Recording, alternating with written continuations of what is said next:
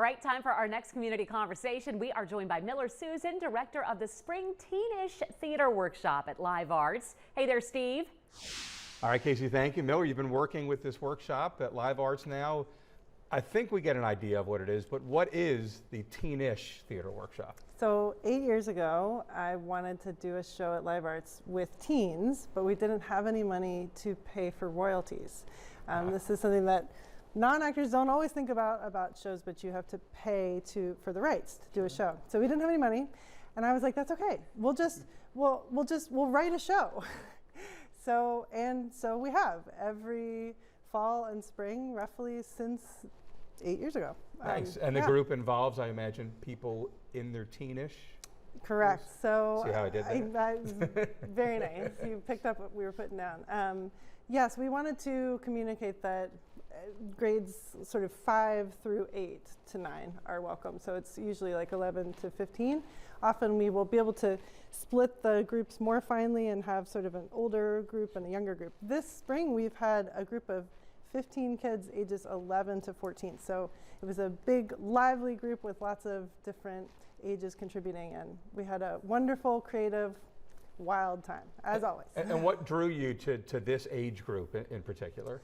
I think that the best thing about this age group is that they are wonderful readers, they're great writers, and they're super creative, but they're not fixed in their identities yet. They're still exploring. And it makes them really, really fun and creative people to collaborate with. I imagine that provides a few surprises here and there. Always. Yes, I learn a lot about myself, actually, every single time. It's what really keeps me coming back. Talk about the devised play that they came up with. So this spring our challenge was to adapt an existing piece of work. And through a democratic process of voting and pitching, we came to Greek myths. And so we have reimagined the myth of Pandora's box through 4 different time periods with 4 gods. So out of the 16 kids, they each, anyway, it's kind of a confusing structure, but just trust me, it works. It works, right? Yes.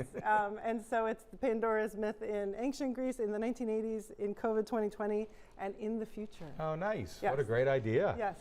This is part of the Waterworks Festival. Correct. And that's the lineup this weekend.